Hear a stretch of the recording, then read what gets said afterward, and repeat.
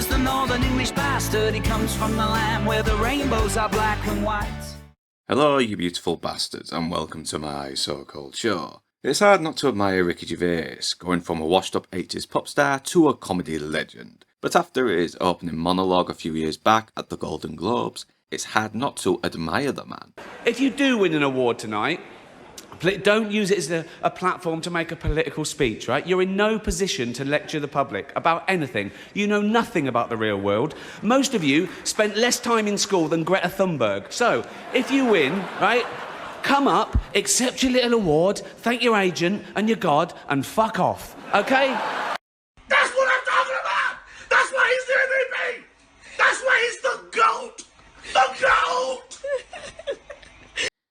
But can his latest foul-mouthed animated show reach the heights of his previous work? Well, thick cat ladies and horny, not-so-gentleman cats, this is Alley Cats. The show revolves around a bunch of, well, the things that are in the title, led by a fat cat named Gus, played by Ricky Gervais himself, where he is joined by tough Burly Fang, played by Andrew Brook, horny Trampy Puke, played by David Earle, thick Olive, played by Diane Morgan, and the more refined intelligent Rupert, aka Ponce, played by Andrew Basden, who pretty don't do much except rant on about how humans are assholes. One sympathises.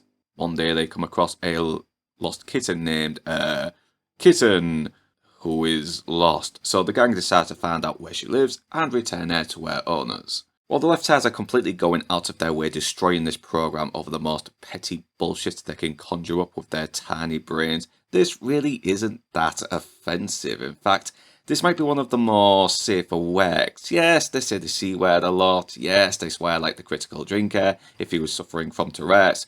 But it kind of gets repetitive. And don't get me wrong, there were a few moments that made me chuckle, especially the scenes where Ponce gets insulted.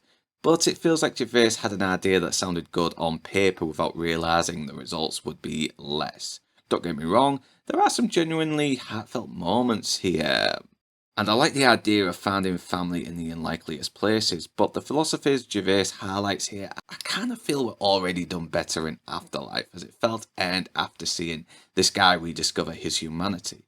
But it isn't totally terrible. I did like Gervais's Gus, the cynic with a heart, and I do like his character evolving into an unlikely father figure.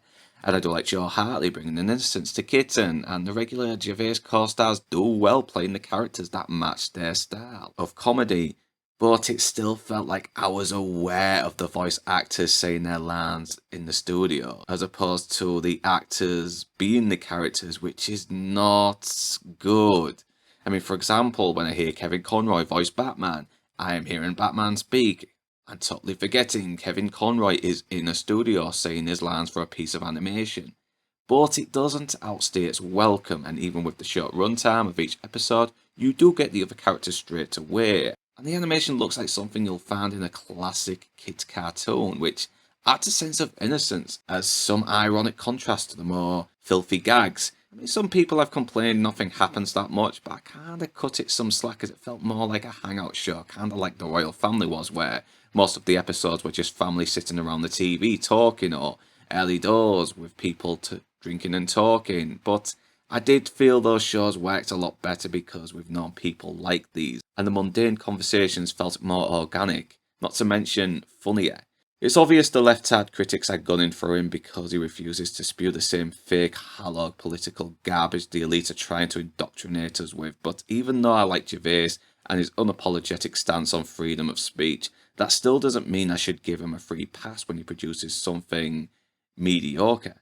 The same way I had to call out U-Ball's piece of shit citizen vigilante movie that says the right things but suffered from the retarded execution. So overall, despite touching on themes such as family and making the most out of life and whatever time you have left, Alley Cats sadly fails to land on its feet. And whether you beautiful bastards are Northern English or not, thanks for watching, but right now that's me done, and I'm off to the pub.